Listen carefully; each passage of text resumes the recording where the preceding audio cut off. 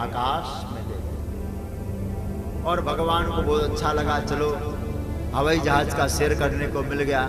भगवान को अच्छी तरह से घूम रहे हैं। अब थोड़ी देर में फिर क्या स्थिति बनती है, भगवान ने जो शस्त्र मैया की गोदी में आजमाया था वही शस्त्र तृणावर्त के ऊपर आजमाया। क्या हुआ, भगवान भारी हो गए। और तृणावर्त के ऊपर भगवान जब भारी हो गए, जानते क्या हुआ फिर? तृणावर्त को लगा, ओ अंधेरे में समझने में नहीं आया मुझे, ऐसा लगता है मैं यशोर नंद भवन में जो बाहर बहुत बड़ा पत्थर पड़ा था, लगता है उसी पत्थर को उठा के लाया। भगवान को क्या समझने लगा? सुखदेव जी कहते हैं, तमस्मानं मन्यमान आत्मनो गुरुमत्तया गले गृहीत उत्सृष्टुम ना शक्नो तद्भुतार्वकम्। अब तो महाराज उसके मन में आया कि पत्थर ही मैं उठा के लाया हूं। भगवान अंतर्यामी, भगवान समझ गए, मालूम है तृणावर्ता, मेरा तो एक नियम है, अंत में जिसकी जैसी मति होती है वैसी गति बनती है। मति कैसी है, कहां बुद्धि पहुंची? बोले उसकी बुद्धि पत्थर में पहुंची, और गति भी तो ऐसी देनी पड़ेगी, इसलिए पत्थर में ही पटकना पड़ेगा। देखो भगवान क्या करते हैं, तमंतरिक्षात् पतितं शिलाया विशीर्ण सर्वावयवं कराला। ऊपर से जैसे गिराया महाराज पत्थर के ऊपर, अब तो महाराज उसका प्राणांत हो गया। ब्रजवासियों ने देखा राक्षस मर गया, सबने जय जयकार किया है, बोलिए कृष्ण कन्हैया लाल की जय। अब तो महाराज जैसे ही तृणावर्त मरा, भगवान को वहां से उठाया गया।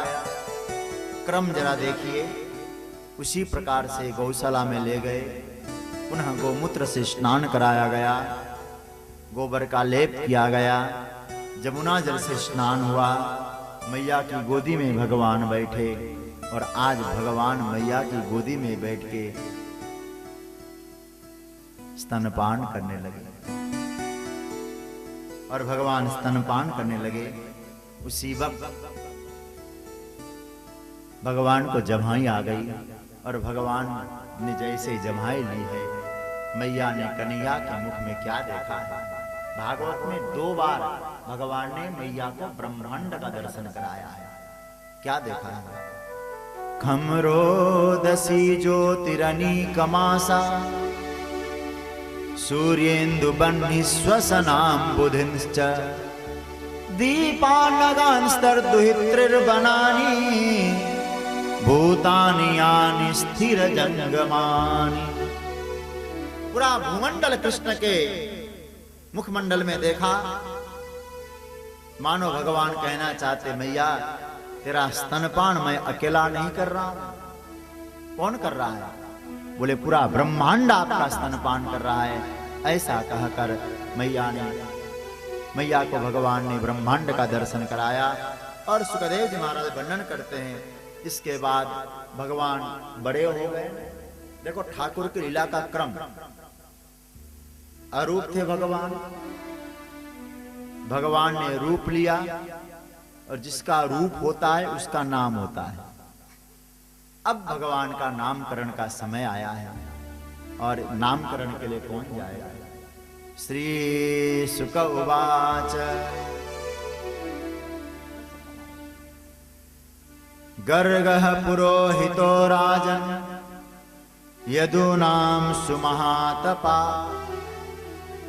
ब्रजं जगामनन्दस्य वसुदेव प्रचोदित। वसुदेव जी के कहने पर नंद बाबा के यहाँ गर्गाचार्य जी का आगमन हो रहा है। गर्गाचार्य जी यदुवंशियों के पुरोहित है, और जैसे गर्गाचार्य जी का आगमन हुआ, नंद बाबा ने उनका स्वागत किया है। क्या कहते हैं? त्वं हि ब्रह्म विदां श्रेष्ठो संस्कारान् कर्तुमर्हसि बालयोरनयो नृणाम जन्मना ब्राह्मणो गुरु। हे गुरुदेव, इन दोनों के नामकरण करें। संत सदगुरु जब घर पे पधारे तो सबको आनंद होता है। नंद बाबा स्वागत करते हैं।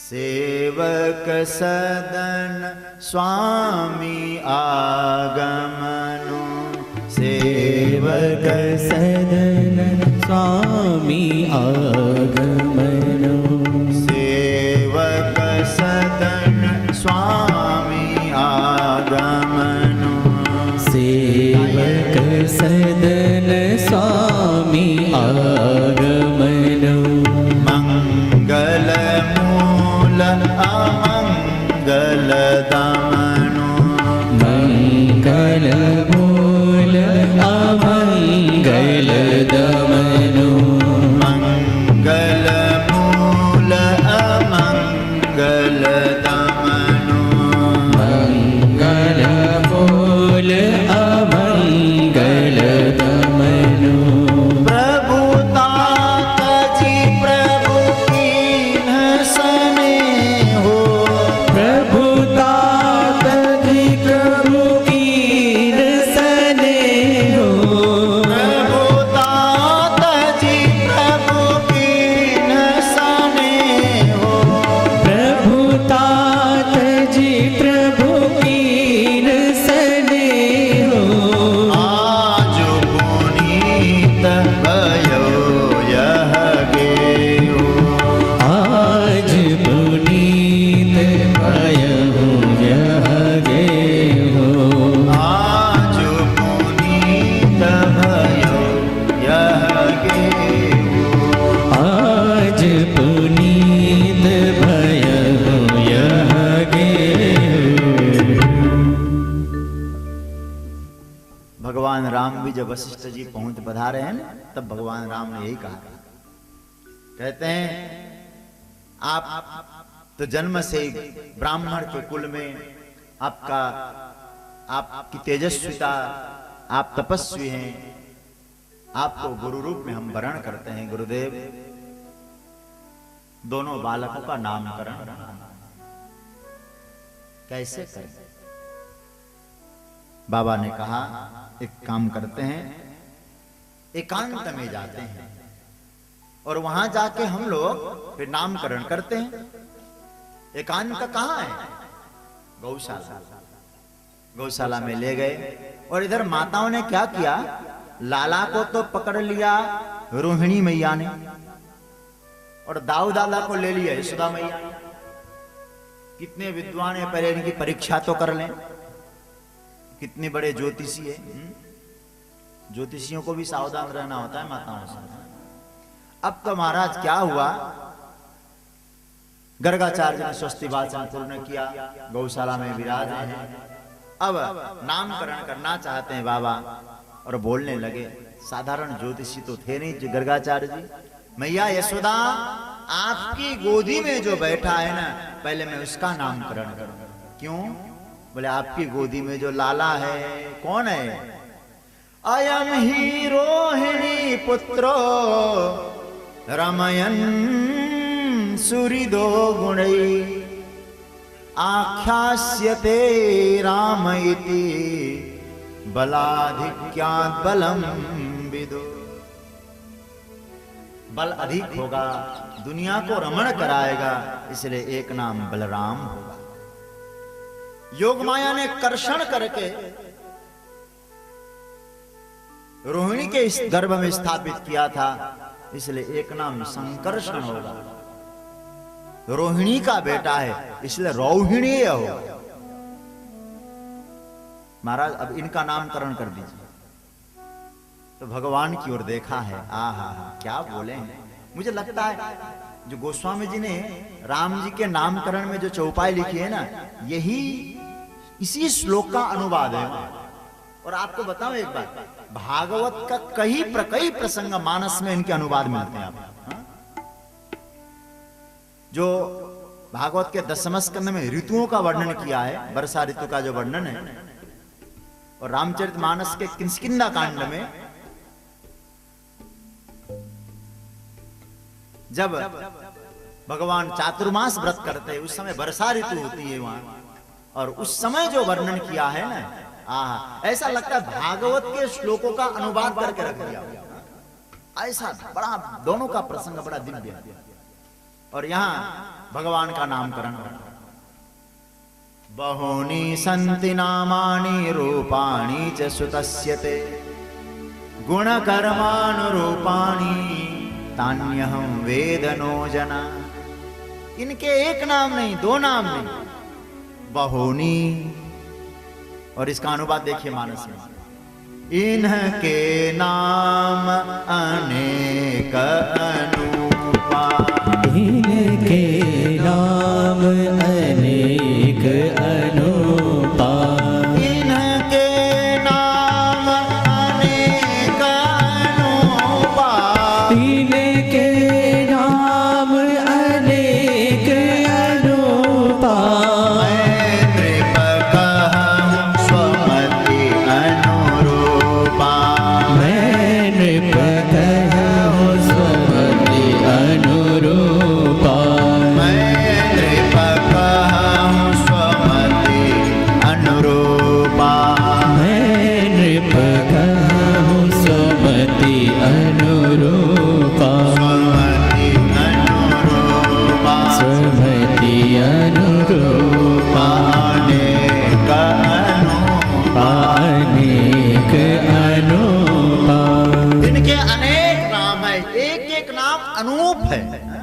इसकी कोई उपमा नहीं हो सकती।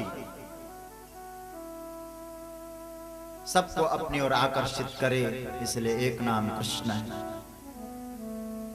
वसुदेव जी जो है नंद बाबा को बुरा न लगे, इसलिए गर्गाचार्य जी क्या कहते हैं, कभी ये वसुदेव जी के भी बेटे रहे होंगे, इसलिए एक नाम वासुदेव होगा। और जैसा काम करेंगे वैसे ही नाम होगा। और क्या कहते हैं, बोले इनके गुण कैसे हैं? गर्गाचार्य जी कहने लगे सभी गुण अच्छे हैं, किंतु इनके गुण तो नारायण समो गुणैहि, नारायण के समान इनके गुण है। हमारे गौड़ीय संप्रदाय के आचार्य लोग कहते हैं नारायण के समान कन्हैया के गुण यदि कहेंगे ना तो कन्हैया से बड़े नारायण हो जाएगा। देखो भक्तों की भावना है ना। और क्या कहते हैं, नारायण के समान कृष्ण के गुण नहीं, कृष्ण के समान नारायण के गुण। देखो महापुरुषों का चिंतन। बोले महाराज क्यों ऐसा कहते हैं आप? बोले इसलिए कहते हैं क्योंकि नारायण से भी श्री कृष्ण के 4 गुण अधिक हैं। लोग तो कहते हैं रूप माधुरी, लीला माधुरी, सब उनकी गुण। 4 गुण कौन कौन से हैं? हमारे संत सदगुरु जन कहते हैं पहला गुण यह है वैकुंठ के नारायण कभी चोरी नहीं करते, आपका बेटा चोरी करेगा, ये पहला गुण है। मैया ने कहा ऐसा मत बोलिए, ये तो गुण कह रहे हैं, अब गुण कह रहे हैं। तो कहा कि ऐसा है ना, भगवान शंकर के भाल पे यदि वक्र चंद्र हो तो वो भी प्रणम्य होता है, वो भी वंदनीय होता है। इसलिए कृष्ण में पहुंचे तो सद्गुण नहीं, ये दूषण नहीं, भूषण हो जाता है। दूसरा गुण क्या है? बोले वैकुंठ के नारायण कभी झूठ नहीं बोलते, आपका बेटा झूठ बोलेगा, ये द्वितीय गुण।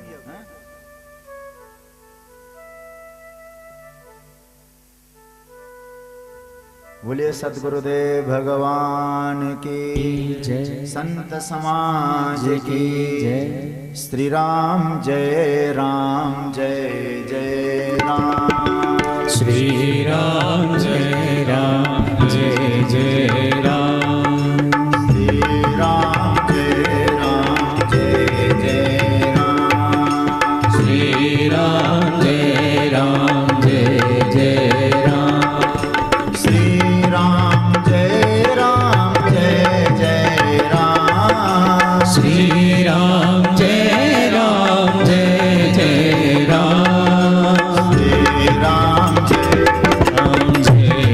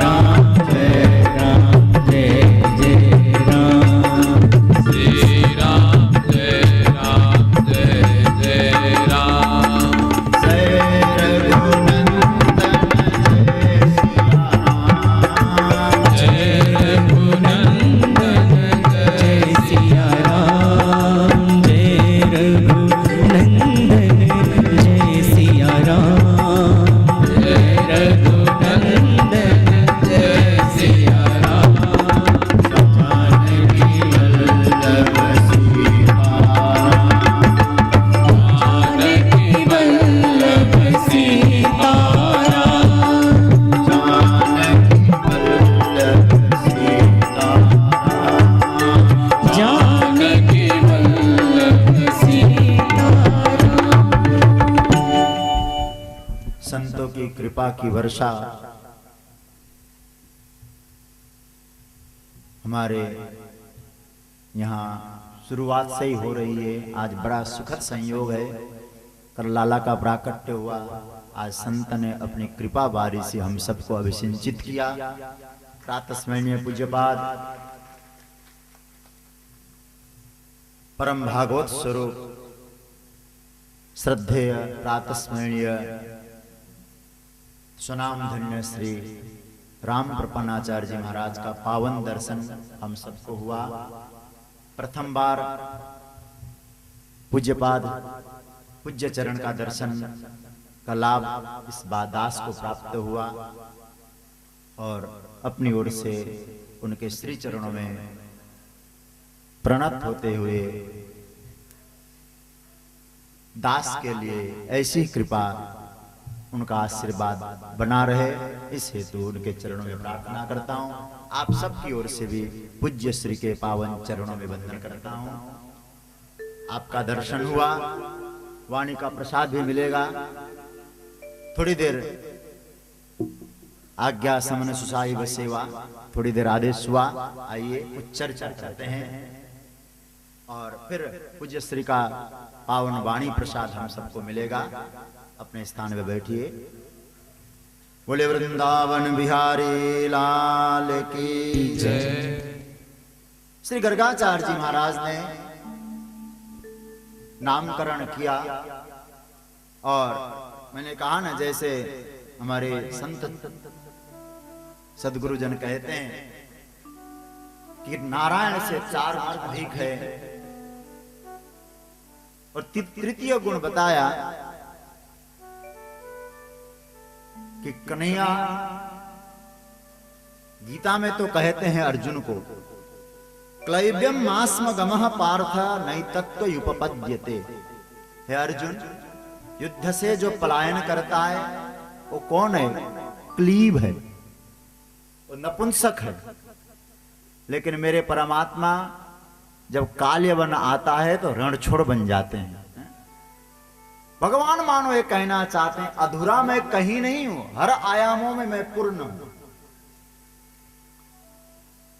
तो मैया, ये तेरा जो लाला है ना, अर्जुन को तो उपदेश देता है युद्ध से पलायन नहीं करना, लेकिन स्वयं पलायन करता है।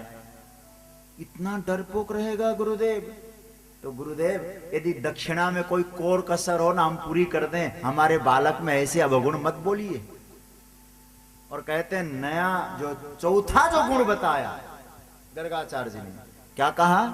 आहा, गांव में नई नई कोई बहू आ जाए, ठीक ढंग से न माने, सैनन से बैनन से नयनन से पकड़ ले उसके पल्लू को और कहे तू मेरा मैं तेरा, तू मेरी मैं तेरा। ये कौन कह सकता है? ये लाला ही कह सकता है, क्योंकि जिसने कभी किसी को पराया नहीं माना हो। मैंने संतों से सुना कि देखो, रास पंचाध्याय के प्रसंग में जब सुखदेव जी महाराज से परीक्षित ने प्रश्न पूछा है कि महाराज कि संस्थापनाय धर्मस्य प्रसमाय तरस्य च अवतीर्णो ही भगवान अंशेन जगदीश्वर। महाराज, भगवान तो धर्म की स्थापना के लिए अवतार लिए थे, पर स्त्रियों का स्पर्श करना क्या ये धर्म है? तो भगवान सुखदेव जी इतने प्रसन्न नहीं हुए। क्यों? बोले इसीलिए क्योंकि पराया कभी किसी को माना है क्या परमात्मा ने? हम अपनी बुद्धि से उनसे अलग होते हैं। भगवान ने किसको पराया माना? क्योंकि गीता में स्पष्ट कहते हैं भगवान, जितने भी आप सब हो ममैवांशो जीवलोके, मम एव अंशः, मेरे ही अंश हो, दूसरे के हो ही नहीं सकते हो। कभी संसार के कभी हम हो ही नहीं सकते, दूसरे के हो ही नहीं सकते। मम एव, मेरे ही हो। हालांकि इसमें शंकराचार्य भगवान ने दूसरी व्याख्या की है, लेकिन मूल सूत्र यहां यह है कि हम मेरे ही हो, किसी को पराया नहीं माना। हम अपनी बुद्धि से उनसे अलग हो जाते। छोटी सी बात आपके सामने रखूं, मानस का बड़ा सुंदर प्रसंग है। जब भगवान शंकर का विवाह हो रहा था ना, देवता लोग आ गए, अपना अपना वाहन सजाने लगे सब लोग। इंद्र अपना वाहन सजाने लगा, वरुण अपना वाहन सजाने लगे, विष्णु अपना वाहन सजाने लगे, ब्रह्मा अपना वाहन सजाने लगे, और शिवजी का श्रृंगार होने लगा। तो विष्णु के मन में आया कि ऐसा लगता है इसको जो श्रृंगी भृंगी इत्यादि आके स्मशान का भभूत लाके इनका जो श्रृंगार कर रहे हैं, इनके साथ यदि हम लोग जाएंगे तो हमारी अच्छी पूजा हो जाएगी वहां। पूजा का मतलब समझ गए होंगे। तो इसलिए विष्णु ने क्या किया, बिलग बिलग हो चलो पुणे, अलग अलग होके चलना, अपना अपना समाज लो, अलग अलग हो जाओ। भगवान शंकर मुस्कुराए, शिवजी समझ गए, वाह विष्णु आपका व्यंग्यवान कैसा है, क्योंकि आप सब अलग अलग हो जाओगे तो मैं स्वतः ही अलग हो जाऊंगा। हाँ?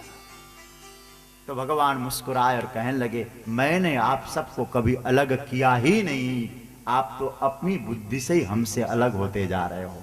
बस यही सूत्र है, भगवान ने कभी किसी को पराया माना ही नहीं, बस हम अपनी बुद्धि से भगवान से दूर होते जा रहे हैं। भगवान तो स्पष्ट कहते, तुम सब मेरे ही हो। इसलिए ना गर्गाचार्य जी कहते हैं, कन्हैया कैसा है, नारायण समो गुणई, नारायण के समान इनके गुण है। इसलिए गौरीय संप्रदाय के आचार्य कहते हैं, नारायण के समान कन्हैया के गुण नहीं, कन्हैया के समान नारायण के गुण है। नारायण से भी हमारा लाला श्रेष्ठ है। भगवान बड़े हुए हैं धीरे धीरे, और महाराज उसके बाद भगवान अब उछलने लगे, कूदने लगे। सुखदेव जी वर्णन करते हैं, कालेन ब्रजताल्पेन गोकुले राम केशव, जानुभ्याम सह पाणिभ्याम रिंगमाणो बिजर्हतु। अब भगवान वहां सुंदर सुंदर लीलाएं कर रहे हैं। और महाराज इसके बाद ठाकुर की वो परम पावनी लीला है, जिसको हम लोग माखन चोरी लीला कहते हैं। और गोपियों को प्रेम दान कैसे देते हैं, गोपियों का प्रेम कैसे खींचते हैं, ये माखन चोरी लीला कोई साधारण लीला तो है नहीं, बहुत दिव्य लीला है। मन रूपी माखन ठाकुर के पास कैसे पहुंचता है, कैसे भगवान हमारे मन को स्वीकार करते हैं, इसको दृष्टांतों के माध्यम से समझाया है। और जहां तक मुझे अल्प बुद्धि के द्वारा ज्ञात हुआ है कि पूज्य महाराज श्री को अभी प्रस्थान भी करना है, कहीं कथा का कार्यक्रम भी है, कृपा पूर्वक हम सबको दर्शन दिया है। और मैं तो समझता हूँ, मैं कहता भी यही हूँ, हम जैसे संसारिक जीव रट्टू तोता मानता हूँ अपने आप को। तो मैं इधर से इन लोगों आप जैसे संतों से सुनता हूँ और आप लोगों को सुना देता हूँ, और वाह वाह हमारी होने लगती है।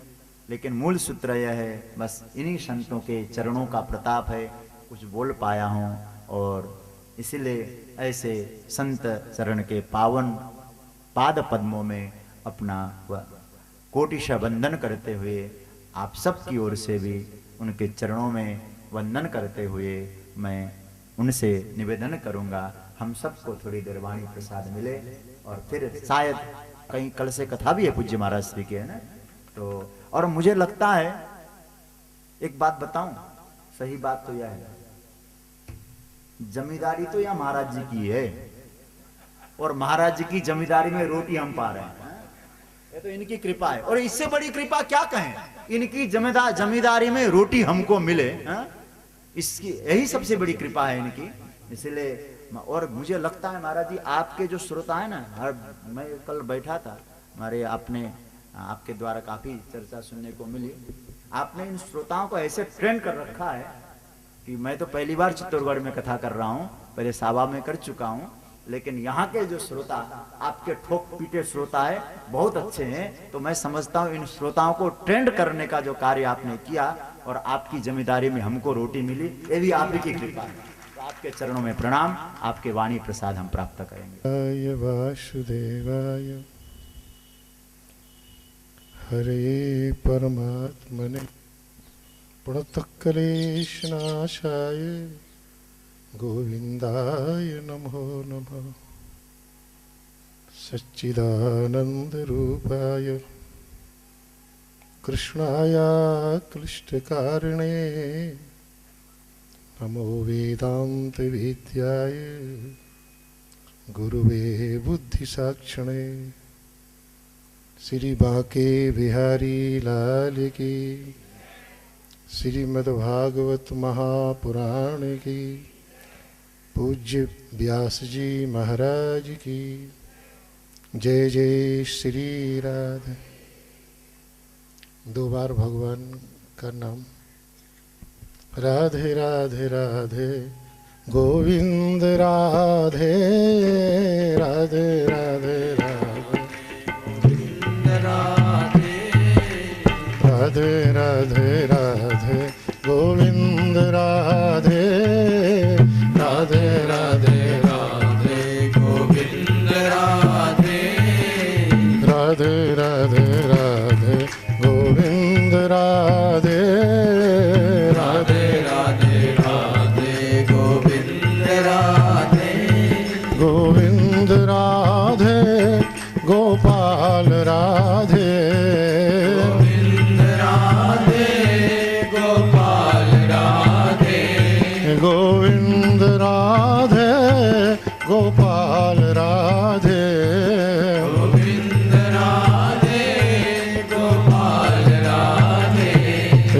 राधे राधे राधे गोविंद राधे राधे राधे राधे गोविंद राधे। जय जय श्री राम।